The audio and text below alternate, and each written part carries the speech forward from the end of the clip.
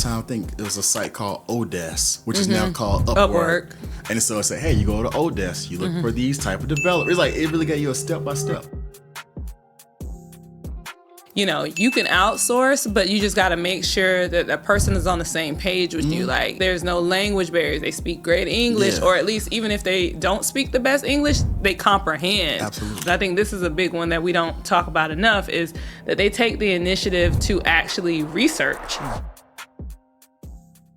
Well, welcome to the I Have an App Idea podcast. I know it's been a long time coming. Yes, I'm happy to be here. It's been a long time, but I'm happy to be here. Well, first, I'm going to give you an apology. Right? No. I feel like I owe you an apology. I know, like, this is going to go on the internet eventually. And, you know, on the internet, on Instagram, they be like, women don't apologize, don't take accountability.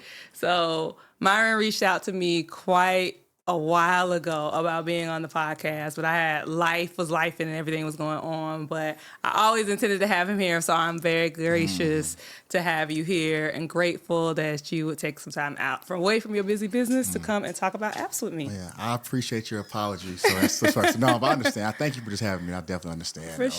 For sure. So kind of let's take it back a little bit, starting with like your background. I know you went to Savannah State, I believe, and then where'd you go for grad school? Indiana University. Okay, Indiana. All right, I didn't want to get that wrong, right? I had eyes in my head, but I was like, I'm not sure if it's Indiana or something else. So what brought you back to Atlanta? Are you originally from here? So I grew up in Atlanta, Grady baby. So, grew up in Conyers, Georgia. So Indiana was just something far off the map. So I actually moved away from Atlanta to Indiana, but I always wanted to come back down south. So. Okay, so you came back down, and did you have a job lined up? Did you have anything? I was actually doing retail buy-in. I was working for K&G. You know, like the Steve Harvey suits and all that. I was helping buy those, so all different colors and all that. And so I was doing pants and suit buying. Okay, so take me how you got from K&G to Link Car Care. I've done so many different things. I'm always, like, if you ask my friends, like, yeah, he's did that, he's did that, he's did that. But I got into that actually working. Before I came to K&G, I was working at Finish Line corporate office. Okay. And so I wanted to kind of get into retail buy. Of course, it's like I wanted to be like a sport. You know, I wanted to buy shoes. I wanted to buy the J's. I wanted to do all that. But I had an opportunity to move back home and still doing the buy-in vein. So I started doing the K&G. Okay. And then from K&G, I did that for a little while. Then I actually started doing territory sales, selling like power tools. Like. Okay, how did that go? It was cool. What did you learn from selling power tools that you could apply to an app? So the thing about the power tools, so I actually work with a lot of Home Depots. And so like what I had to do is basically push my product to the store associates. And so they would actually sell for me. So it taught me how to build relationships. So it's like I sold like drills. So they had all type of drills, but I wanted to have a relationship with you. So when people come to the store, you're going to buy the drill that I push. And then at the same time, you get in the product placement. You want to get on their front racetrack is what they called it. So it just taught you how to just sell and really build relationships.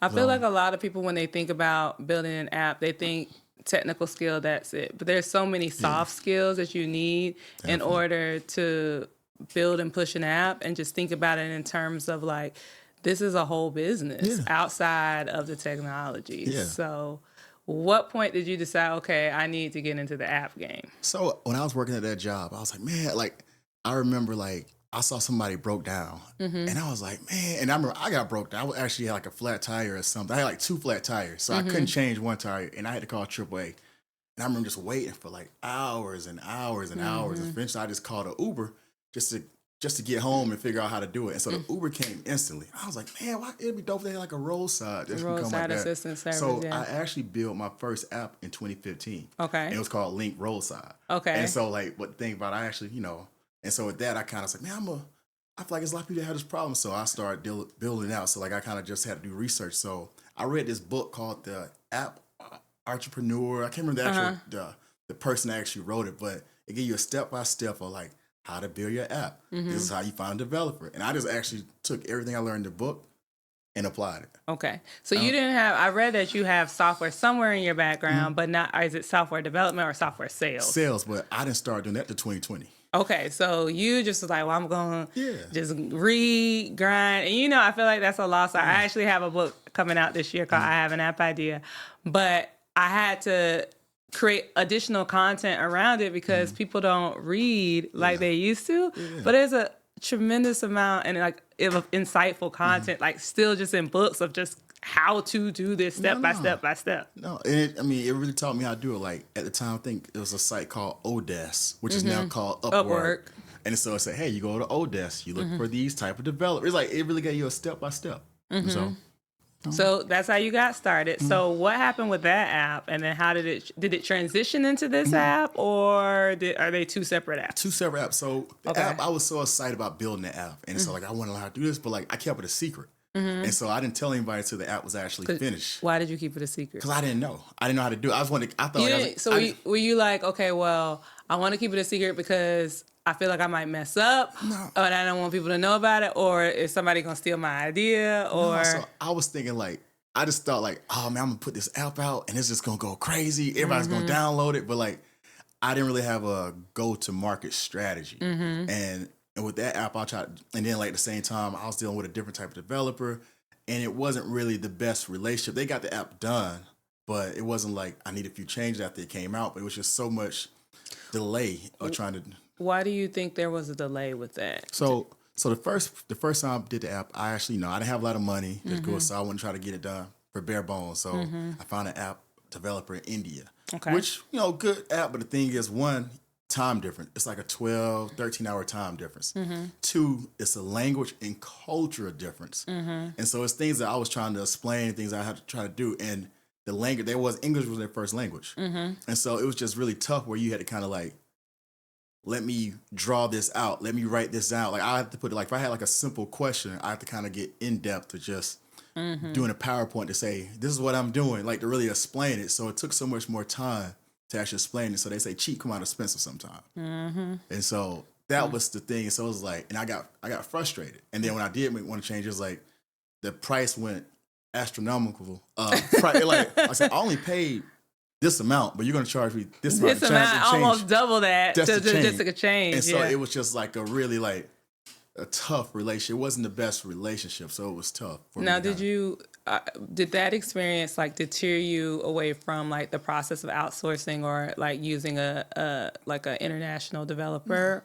So no, I didn't. I just think I didn't find the right partner. But like at the same time, for what I paid and for what I got, I was satisfied. Yeah. Right? So like and at the time, like. Even when I started building my app, I actually got laid off. And so like I was in the process of just driving Uber and working at a school. Like I was just really hustling, trying to get the app built. So like anytime I got a little extra money, I would put into the app because I would have more milestones. So I was like, okay, I need to pay my app people this amount on this date. And so I was just like, really hustling. So it worked out, but I didn't really develop it too much. And then at the same time, I tried to do too much with the app. So I was like, I was trying to do roadside, I was trying to do car wash, I was trying to do mobile mechanics. And just trying to manage all that from the rollout was just too much. And so, like I said, if I pick something, I got to pick something just specialize in that first. And then once I get a number of the market, then I can expand. And so I feel like you've just touched on so many of the issues that I personally face with, right? Because like my first developer that I work with, he was actually domestic. But he just was shitty. Like, to just be perfect, he was just terrible. And it's so funny because I ran into a friend a couple years later, and we were just talking about both of our poor first experiences with building an app. And we started talking, and we realized it was the same developer. It was crazy. But, I always tell people, like, don't be afraid of outsourcing because there's tremendous talent all over the world. And I actually, I like the fact that people will be 12 hours ahead of me because, like, I'll send you something, and then you're working while I'm asleep. And then I can wake up, and I'm like, oh, it's in my inbox. So I think you hit on a very, very key point about, like, you can outsource, but you just got to make sure that the person is on the same page with you. Like, if there's no language barriers, they speak great English, or at least even if they don't speak the best English, they comprehend what you're saying, and that they take the initiative. I think this is a big one that we don't talk about enough, is that they take the initiative to actually research your project, right? Like, if they don't understand it, that's cool. Maybe they don't have that concept in their country, but like, are they going to go Google it? Are they going to YouTube it? That makes me feel more comfortable as somebody who's going to like, okay, they're going to take the initiative on those little intangibles as we build to make sure they get this right. No, I think that's another thing too. Like, another thing with this first app is just, I gave them what I needed and he just said, okay, great. This second person I started using, I gave my niece, said, hey, have you thought about X, Y, Z? Have you thought? They were actually like app consultants in a sense. Like, hey, we work with this company on this. This didn't work as well. Have you ever thought about doing this? So they would actually challenge some of my thoughts. So it was like, even they're like people I hired, but I really look at them as like business partners because they've helped me kind of hone in and really make a few. So at what point did you think to bring those people in? No. Immediately after or a couple years after? So it's crazy. So like I started the app in 2015 and then I put the app down like 2017. Like I got a new job and I just started working. I was like, I'm gonna balance both. And I just didn't. And I just stopped. Like it just, I get to it. 3 years later, 2020 came about. And I was like, man, I need to get back to my app. I really need to do this. But I started working at a tech company. Okay. And so it was so crazy that I called on a big company. And this company is like, they're very well known. If I say you know exactly what they are. But they're saying, hey, we're trying to build an app. And everything they're trying to build in their app was everything I did in 2015. And I'm on this call like, man. They finna steal my stuff. Not even steal my stuff, but it was just more like, here this guy that's been in technology for all these years. Has all this knowledge, all this, just everything. And now they're doing some 5 years later that I just thought of just on some. So I was like, it kind of validates. It validates that, like, we have as good ideas. I think a lot of times, like, the thing that stops us one is obviously money and all the resources. But oftentimes, like, we have those ideas first, right? We just don't have the right set of opportunities and the right set of timing to, like, put it forth to the market. And so I imagine that was kind of like a big like catalyst moment for you, and like I gotta put some fire behind this. And that's what I said, man, I can't believe this dude is. I'm like, and I called on this guy, and he was like, hey, we're trying to do this, the geo tracking, everything that I was like, and I was like, I did it. So for me, it was just like, okay, even if it's not this, I gotta at least try something. I just can't sit on this. And so like, year went by and it's like, I said, all right, I'm just going to sketch it out. And I just could not, like, my hardest thing, I could not get going. Like, it was like this thing I could not get going. Was it like a mental block? Was it life in? I don't know. It was just like, I just need, like, my biggest thing I said, I need to just draw it out. I need to see it. Yeah. And I said, I need to physically draw this thing out so I can see it. Because I feel like it'll consume your brain. Like, you're just, like, ruminating. Like, you're stewing on this app idea. It's consuming your thoughts. But, like, until you make it plain and put it down on paper, it's just not a real thing yet, right? And so many people, like, I don't shy away from computers, but I feel like sometimes you just got to get out that old school pen and paper, write it down, get it out of your head, and see it in front of you for it to start to come to life. Yeah. No, and that's exactly, I mean, and so I remember like, no lie, like, I remember just like, man, God, please help me. I don't know. I said, I think I got something really good. I just can't get going. I just need like a little push. I don't need much, just a little push. 2 days later, a developer hit me on Instagram on DM. Hey, Myron, I saw this link roadside. Is it still something you're doing? Me and my cousin have just started this company. We talked a couple years ago. We developing. We'd love to kind of get it developed. And I was like, oh, crap. And like, I heard you. On time, guy. No, for real. And I was like, okay. And so I said, we just started talking. And I was like, okay. And I told him what I was trying to do. I said, could you just sketch it out for me? Something that took me months and months to do. They were able to sketch it out in like 3 days. Wow. And then once I got it, I said, all right, let's go. Okay. And so that was really like that initial, like, that's all I needed. Did you even check their backgrounds to see if they were like... legit. No, I had just watched this movie and it was like, what was the movie? I had just watched the movie and it was like the guy just took this crazy risk. Yeah. Without really, and at the time I was working in tech money. It was 2020. I had like a really like good job. Money was coming in. Money, so you were like, you know what? I said, so let's do this. I put a little money to the side. I said, hey, if it don't work, it don't work. But I have to at least try. And right now I'm in a position where I can take a risk. And if it doesn't work, I'll be okay. And so we just kind of started. So let's talk about the differences, the major differences. And you kind of touched on one of them already, but between that first development experience and now you know what you know and you know what you don't know, like what was different about that second experience? So the second experience, one thing is some guys out of London. Okay. And they look like us. Okay. And so even though they're in London, they understand the culture. And so for them, they hear about Atlanta, they see about Atlanta. So it's like, they understand the culture, understand. So it's just more of just it didn't feel like a meeting. Like, hey, this is what I'm trying to do. I had to get all technical. I said, I need help with this. It was just straightforward. And it was like, okay, we can do it. And it was just simple. Now, did you already know these guys? You said they slid in your DM. Yeah, like, I don't want to slap my DM, but like, I don't mean it like that. But I just be like, were they like a friend of a friend? So we had met like years ago. Oh, it's one of those people like you met on vacation or something, a party or something. Years ago, but it was like, and I had forgot, and I was like, and it was like, and so he hit me in the DM, and I was like, let's have a call. And so at the time they're trying to get their business going, and it just lined up for both of y'all. Yeah. So did they just take like a standard agreement where it was just like, okay, work like fee for service, or did they ask for equity? No. So what we did originally, first thing first, we just sketched it out. Because I was like, if I can get it sketched out, I always tell people get it sketched out. If I get it sketched out, even if I don't go with this developer, I can pitch it to different developers. It's easy once you kind of have it out. And so originally we just sketched it out. And I was like, all right, cool. And then from once they sketched, I started kind of, it's like, hey, we can develop it too, because they wanted to develop it. I was just like, if you can do it, let's do it. And so we kind of just did.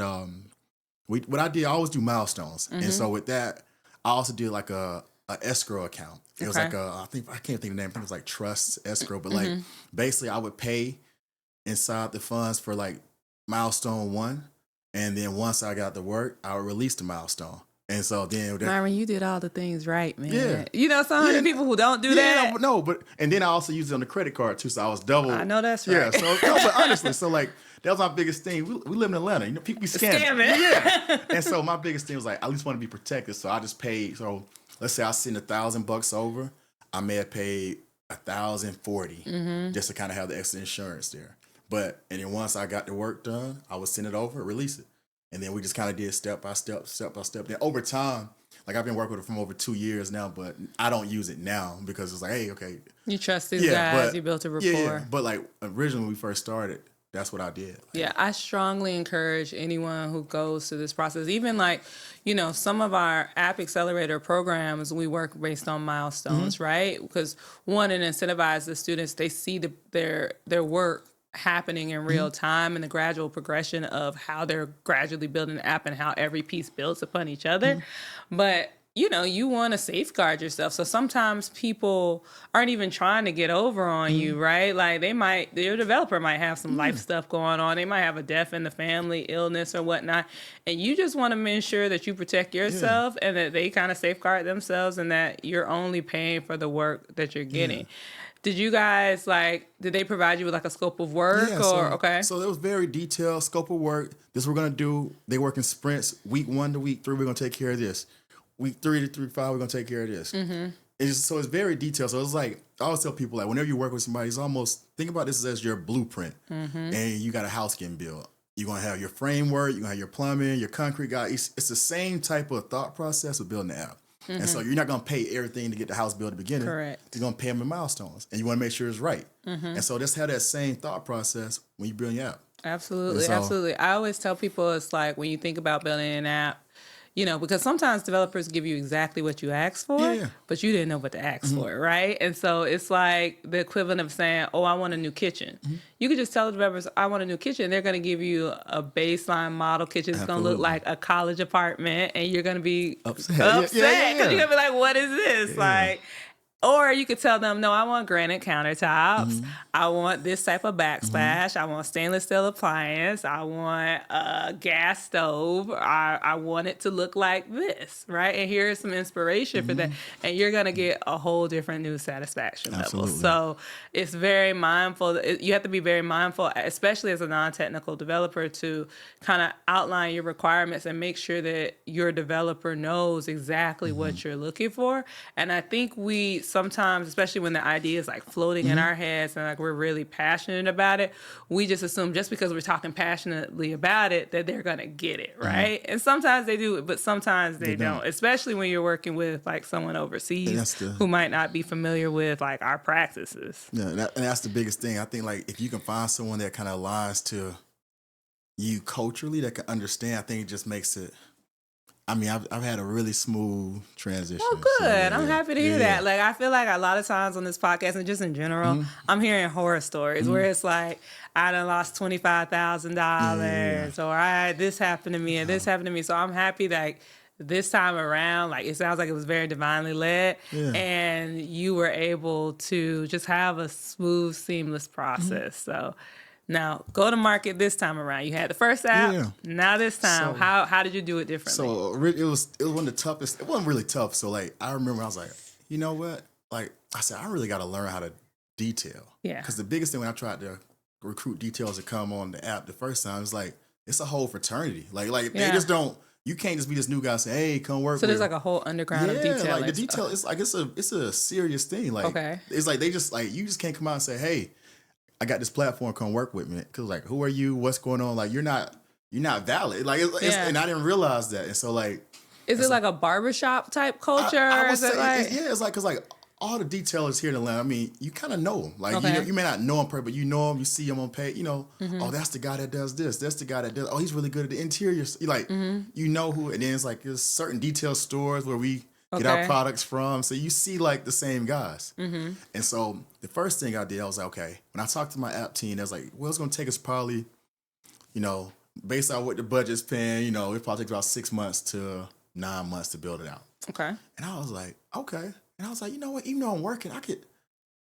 start now. I'm just going to start detailing. You know, I'm just going to personally start detailing it. That way people would start realizing that I'm detailing before the app even comes. So by the time the app comes, I already have a customer base so I can at least slide transition over to the app. And so I was like, okay, I don't want to put too much into it. So like when I originally, I actually went to detail school in California for like a week. And so like I went to Laguna Beach and it was like this detail school. I didn't even know there was detail school. No, I'm just saying, but I'm telling you, but I went out there for a week and it was one of the most relaxing things for me. I can imagine. Was it like by the beach? Yeah, I'm sorry. Oh, that's great. I went out there by myself. I would go back and forth to Laguna Beach in LA because I had a few friends there, and I would just chill out, eat good, go to detailing school, learn how to learn little techniques. But one of the coolest things about the detail schools, before we did anything, he broke down. He said, before you do anything, you need to understand your expenses. And so like it was one guy there. He had the big truck and all this stuff, like all this crazy equipment. I started with my Jeep. Like I didn't have nothing.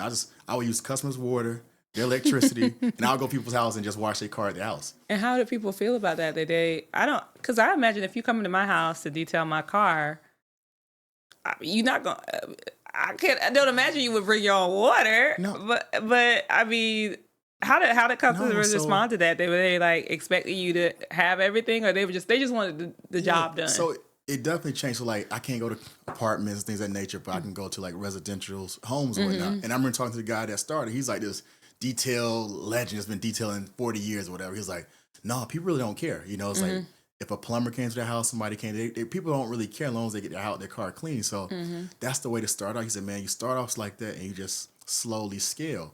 And I said, I was okay, because I was like, I didn't know where I was gonna go with it, but I didn't want to go crazy and get just all this stuff when I'm focused on building an app. And so in the process of doing that, we broke down my hourly operator. He said, man, by you having your truck, your car's paid for, and we took all your expenses about around the amount of days you're doing it. And my hourly operating expense was like $6.33 an hour. That's great. So he was like, you can charge $70 and still make 50. He's like, I said, oh man. And so when I heard, I said, you can make money like that. And so when I first started, I was just charging like $60, 50, just to kind of see if people would do it. But still, they're like, man, you're not even charging that much. I was like, I know, I'm just trying to get my business up, but still I'm making, $45, $50 an hour just off detailing out my Jeep, using somebody's water, using my electricity. Now, was anybody else in detail school thinking about an app? Did you hear any murmurs about apps? I didn't even talk about that. You were just like, I'm here to detail, and that's it. I didn't even talk about the app, because there are apps out there, but I didn't even mention the app at all. Yeah. I was like, I'm here just to learn the trade. Yeah, learn the trade and learn the financial part behind it. So when did you, I saw on Instagram that you kind of took that $60 price point and you were able to raise it the average transaction price like to around 120. Well, it's one. Yeah, we around there. I ain't gonna say. We around there. Yeah, we around there. What's around there? You know? Okay, and so how did you make that transition? So, like, what was the process of like identifying like, okay, you know, here are the things that we need to work on, right? We need to strengthen, and what were the points in your in growing the business where you recognize this is a blue ocean of opportunity that we need to explore? So I look at the barbershop model a lot. You know, when you go to a barber, you can get in, you maybe $40. All of a sudden, you're like, dang, barber 60. But it's based off supply and demand. You know, like at one point, I wasn't booked out, so I had to keep prices low. As I started getting more bookings, my availability started getting limited, so I had to kind of raise the price from that standpoint. And then secondly, I got more skilled with it as well, and I picked up more expenses when I bought a van. I got more products, more equipment, which allowed me to do a deeper and better wash. So gradually raise prices. But the most importantly thing that I did when I first started, I didn't do was like I did like add-ons. So like it's almost like you go to a restaurant, you get a number one, which is like a dessert. And so it was like, hey, you got a car wash, you want to add spray wax, would you like to add a shampoo? And so you add these add-ons that can ultimately drive the price up, and you can kind of raise the retail like that. And so that's one thing we're doing. But on this next version of the app, we're going to add like where you can add multiple cars on there. Right now we only have one car. Like, so if you got your car wash, it's just you only can select one car. But what I've been seeing is like I may go to a husband and wife house. I want my wife's car too, but I ain't have it. You know, and so a lot of those they're still getting their cars washed, but they're getting washed off the platform. So I'm missing out on that revenue. So when that you're going to triple that. Yeah. So when that changes, it's going to actually increase. I mean, as well. I think most people who are thinking about, and you can tell me if I'm wrong here, but I imagine that you probably have like an older customer who's not older, but I mean like somebody who's in their 30s, 40s, maybe they probably are a homeowner. They probably more a little bit more family oriented. If they're like serious about taking care of their car like that. I mean, young people take care of their cars too, but I think if I'm paying somebody to come to my house to clean my car and to detail my car, then I'm a pretty serious person, like, right? And so I might have like, not just a spouse, I might just have multiple cars that I want detailed at once. So that's a part of it, but like once you get into it, like I'll say like one of my biggest customers are Black women. That's right. No, for real, like. And they balling. Like, y'all balling. And so what happens is, like, a lot of people just don't like leaving the house. It's like, you got your Uber Eats, you got your Amazon, you got your yard man coming. It's just like... And now you got your Link car care. And people just don't like leaving. And then if you do go to the car wash, it's like, okay, I work Monday through Friday. The last thing I want to do is on a Saturday morning is go get my car washed. And then it's going to be hot outside. And you outside for 2 hours waiting on your car. It's just... I'd rather be at home, watching your shows, doing what you want to do, cooking breakfast with your family, whatever it may be. But it's just people really understand the value of time with us. I think that's the key. And there are some younger people that do it, but it's really just the value of your time. What's your time worth? Right. Have you ever thought about, I guess, tapping into that? Have you ever thought about tapping into like the physical spaces as well? I have. I think it's something that we have talked about, but it's just like the physical space is really important with the location. But I just think like for us, what we're doing now is as far as we're keeping the overhead down, not have to worry about a building. Like I would probably just add a few more vans to before we probably did that, because the biggest convenience is like really going to people. Like I said, we have a few apartments that we work with on Saturdays and Sundays, and that's been one of our biggest pushes. Just going to an apartment and having 30 cars there, whatever it may be, But it just depends. But we have thought about it. But maybe down the road. Who knows? Okay. Now, I want to talk about two things. Okay. So I know you mentioned you were kind of inspired by like the DoorDashing, the Ubering, that type of like, gig work service. What was the process of onboarding on your pros, I think they're called, your pros, and bringing them in and making sure that they provided the same quality that you did? So one, I kind of stalk them a little bit. Like, not stalk, but I get on Instagram, I look at them. Okay, you could just tell but it's certain things that I look for in certain detailers. Like it's some details that say, "Hey, Myron, I think you're doing what you're doing is great, but I'm so busy, I really don't have time to work with you." What you understand? But there's some really solid people that just don't have time to get new customers, don't have time to they just want to wash cars. Because when you're working, that's what I learned when I was working independently. It's a lot that goes on. Like you're trying to market, you're trying to do sales, you're trying to do customer service, then you're trying to wash cars, and then you're going all over Metro Atlanta. You may have a car, Alpharetta. It's just a lot. And so my whole role when I come to people is like, you're doing what you're doing already. My goal is to send you jobs. And at the same time, it doesn't cost you anything to get on the platform. But I do kind of check just on Google to see some of the reviews. And sometimes I actually have booked some of these people and sent them out to certain people's houses. Like, hey, I'm gonna send a car wash guy to you. And I just kind of want to see how they handle it. So it's almost like I'll just kind of do like a pre-test run without them even knowing who I am.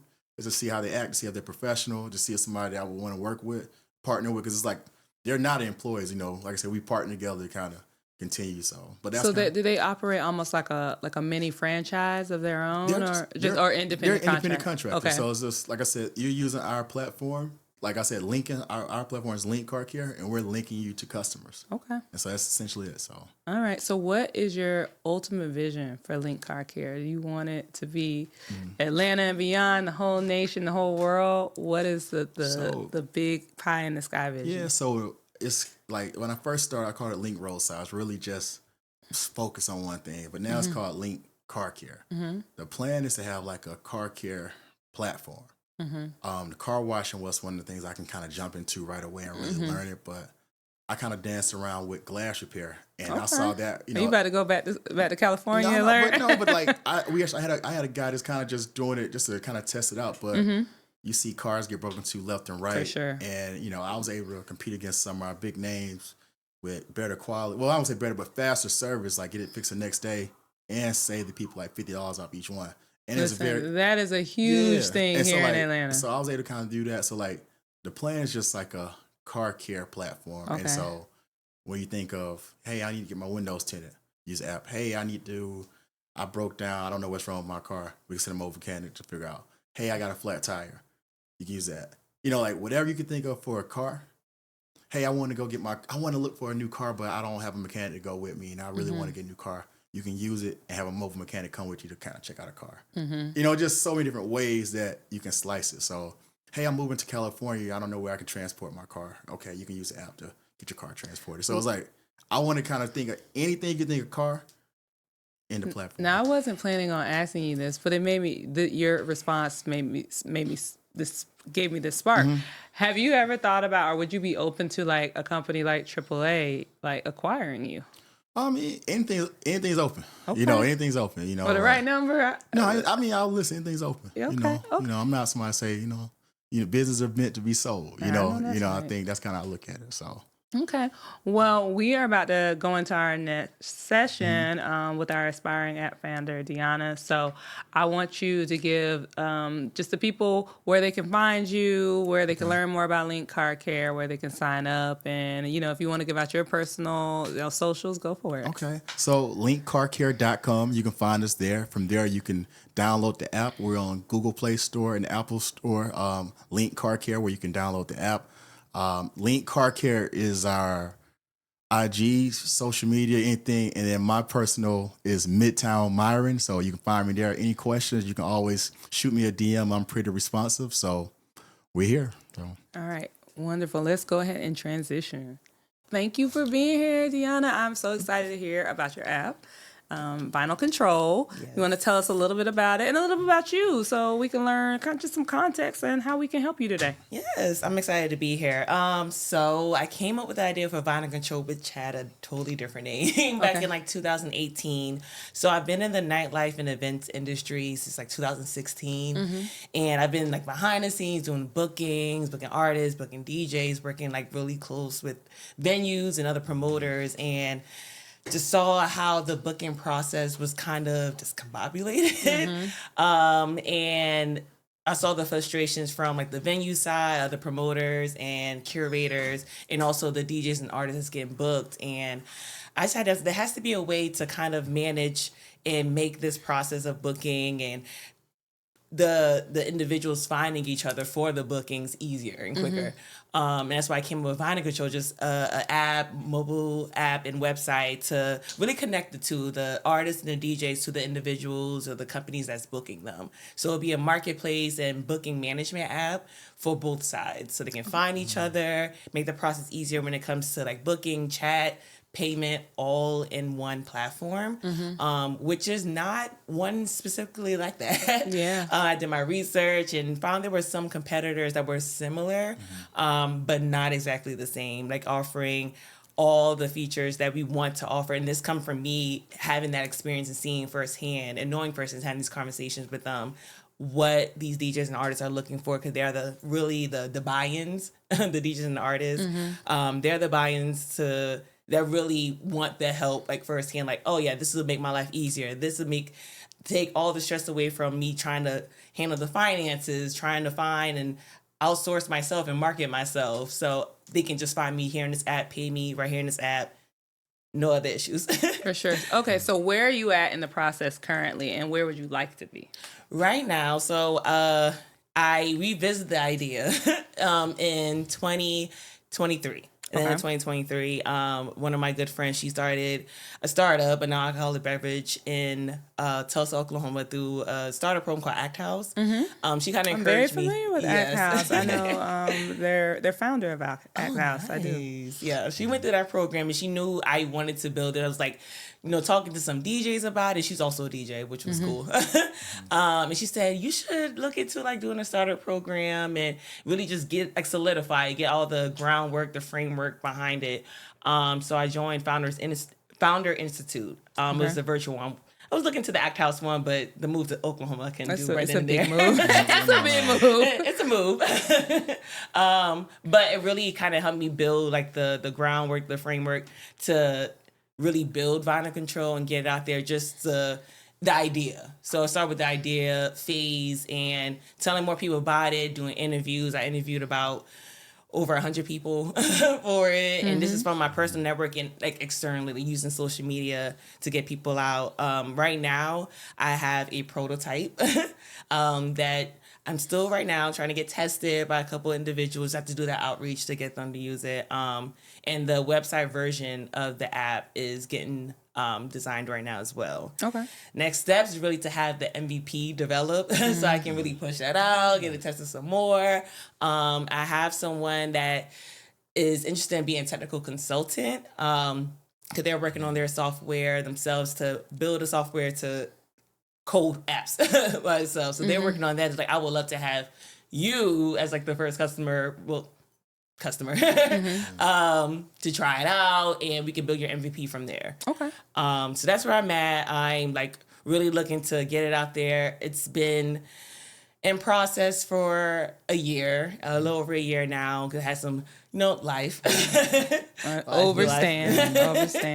And really just getting right back into it this year to get it out, getting the word back out there, getting more active on social media, let them know like, hey, we here. I didn't forget about y'all.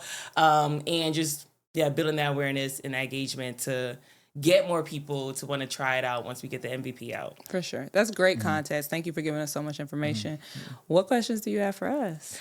Yeah, so I feel like the situation that you described of starting to find developers, I was in that same boat too. And right now, really looking for someone who shares that same common interest in like that love for music like I do, and events, and also that love for coding and developing.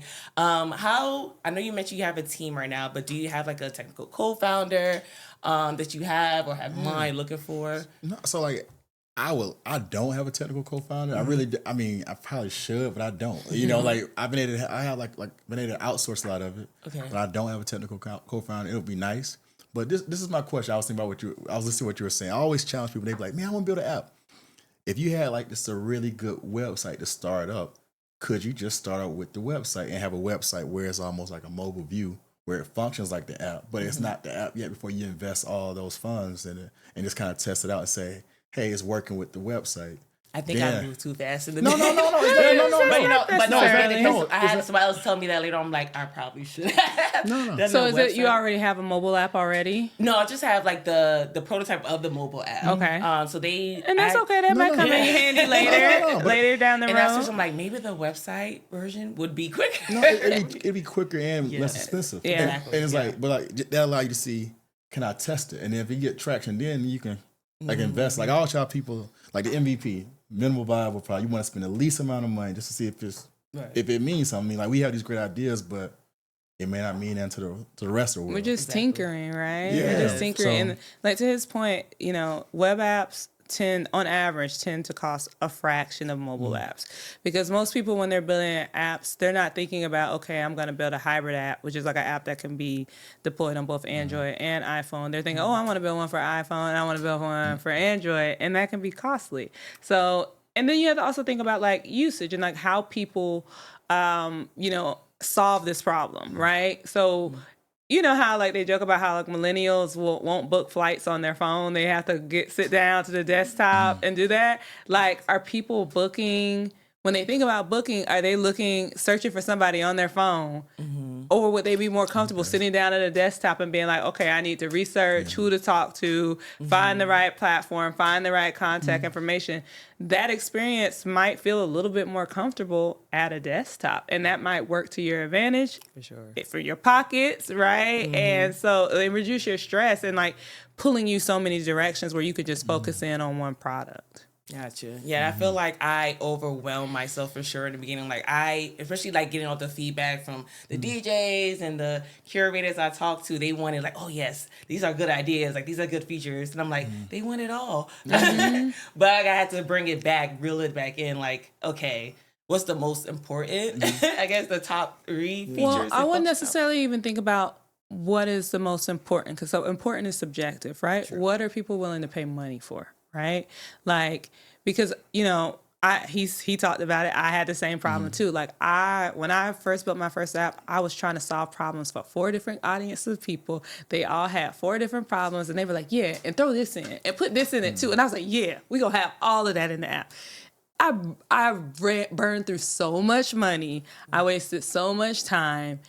And ultimately, people weren't willing to pay for a lot of those things. They were nice to haves, but they weren't critical. Like, I just essentially provided them with like an expensive hobby, right? As opposed to a business that solves a problem for money, right? And so I think you have to think about it in those terms. And when you look at all of the things that people have suggested and the things that because you're the subject matter expert here, you know better than everybody else what the problem is. You've done the bookings yourself, so trust yourself in that process. But you know where the problems lie. You know what you would pay the most money for solve. And I think a part of it's trusting yourself, and also trusting the data on what you're seeing people do. Like, people might say, oh, I would love to have that. I would love to have that. But would they pay for that? And are they paying for that right now? How are they solving the problem currently in a way that they're dedicating money to it, and then figuring out how to work backwards and replicate that into a product? Smart. Yes. I need to do that.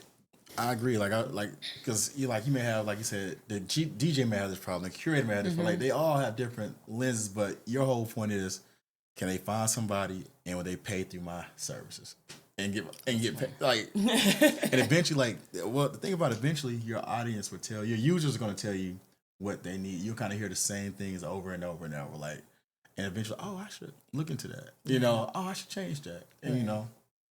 I would hone in on one group, right? One target audience, and my gut says, and don't quote me on this, but like my gut says DJs, in the sense that DJ's livelihood depends on bookings, right? Like, if I'm a booker, right, and it's my job to book talent, right, I may have the same talent for the next 10 weeks at a venue, right? So I'm not booking talent every single day, and I might not pay a premium to do it. But if I'm a DJ, and I know so many DJs who like they're like the LA Fires and stuff like that, who were just like, out of work because venues are burning down and they're at risk of fires and whatnot. And so just imagine if they would have had a platform that they could have, pay a couple of dollars for every month, that other people who might have been looking for DJs at their homes or at, alternative venues might have been able to find them. Right. Now, I don't know if DJ is the answer. I just know DJs need money to book. Right. And they have a particular talent. They can probably import some of their reviews and things like that where if this person's a good DJ or not. Right. With music artists, I guess that's kind of subjective. But DJs, you're like, oh, they're good or they're not good. No, for sure. You have a great point. And that's really the purpose of it, and to help DJs really build their business. Okay. There's so many DJs period that really don't even report their income or their profession. And there's some that's actually doing it full time. The ones do it part time, I understand, but there's some that's doing it full time that they're not even keeping real record of how much they're earning when it comes tax time. They're scrambling, and I wanted to be there to help, because I've seen my DJ's friends personally stressing that time of year, tax year. I mean, all of us entrepreneurs, we stress around that time, but I want to make that easier for them to really build their brand, build their business, attract more people to book them on this platform. And like I said, I really believe, like you said, they will be the drivers, because they can easily share their profile link from the app. Yes, pay me through here. Chat with me through here. My calendar availability is here. Sorry. This is such a random comment, but your comment made me think of this. So the lady who does my taxes, she's called the only I think she's the only accountant or the only tax prep or something like that. And she calls herself that because she kind of built her empire on focusing on OnlyFans girls. And I bring that up because there is so much money in ancillary industries. When people think about, I need to create a platform to compete with OnlyFans. No, you need to think about the fact that these OnlyFans girls are making tons of money, but they don't know how to manage it, or they don't have tools to support, how do I pay taxes as an OnlyFans girl? How do I handle this? And so she saw an incredible opportunity in that, these people are, independent contractors. They're kind of going into a new vertical that we haven't seen done in this way before, right? I can provide them with a streamlined, automated service, and all the OnlyFans girls go to her because she's the person who specializes in this line of tax prep. So I think about that for you in the sense that there's so many people who go into the music industry and they look at it from just a very tunnel vision, I gotta create the music or I gotta create this, and ancillary services for people who are always going to be in this industry. People are always going to want to participate in music, whether it be a DJ as an artist. So creating complementary services is an incredible opportunity that I think you are tapping into. Thank you. And I'm super excited about it and the growth of it, the potential growth of it. Definitely have high hopes, especially once I get more testing done when it comes to the prototype and MVP. Using the website. That is the plan. So I'm glad I did mention it. For sure. Now, any other questions you have for us? What do you guys think about the no-code tools and platforms when it comes to MVPs, building the app first off? Would you recommend probably using them, or let's say outside of building the website? Yes and no, but it depends on what you're building. I actually was having a conversation with a guy who lives in Dubai prior to coming here, and he is creating a platform, which there's a couple of them out there right now, where it's essentially talk to text or text to code, where you can just type in the thing that you want to do and it'll automatically convert it into an app, right? But there are so many platforms out there, and you have to be very, very careful about the one you pick. Now, I don't discourage people from using them because I think these platforms have their place and they have utility. But the biggest thing I warn people about when they're using no-code platform is ownership, right? When you are using a no-code and low-code platform, typically, now there's some platforms where you can build a native app on that platform, but a lot of them, you're essentially licensing your app from that platform, right? Think of it as just like using like, I'm trying to think of like a comparison, but essentially you were renting space on that platform, and if they ever shut down, which that doesn't always happen, but I have seen it happen, right? That platform shuts down or goes away, there goes your app. Right. I know a friend who's in Chicago. She built her app on a no-code platform. They just decided, oh, we don't want to do this anymore. We're going to start a record label. Yeah. And they just shut down. And her app was gone. She poured all this time into it, and it was gone. Now, that is an anomaly. That doesn't happen overnight. Like, it doesn't happen commonly. A lot of people who I'm getting in a no-code game are staying in a no-code game. But one thing I see a lot is acquisitions. A different company takes over that platform, buys it out, and the platform changes as you know it. Or you see certain features that you might want to add. So like, you know that you're building an MVP. This is the first iteration of the product, right? But as time goes on and you collect more data and research and you do a bunch of discovery on your customers, they're going to be like, oh, girl, I want this and I need that, right? Mm-hmm. If that platform doesn't have it, what you going to do? Right? You can build something custom if it's not on a no-code platform. Now, there are other, like, times where I think it makes sense. Like, for example, if someone just has like a nonprofit, right? And you're like, okay, I have 500 people who frequent my nonprofit events and who I service through this app, and I don't need to grow and scale this out. I just service I have my nonprofit in my community, and I just need to disseminate information to those 500 people. I think it makes a lot of sense. There's no reason that you need to invest $1,000, $10,000. You could probably pay $50 a month and have an app up in a couple of days. That makes a lot of sense. And you don't necessarily need to own that outright. You just need to be able to provide the service to the people who need it. So I think you need to think about ownership. And then you mentioned earlier your friend or somebody had approached you about it. And I was like, that was my fear for you. And I didn't want to be like, oh, girl, watch out. Don't.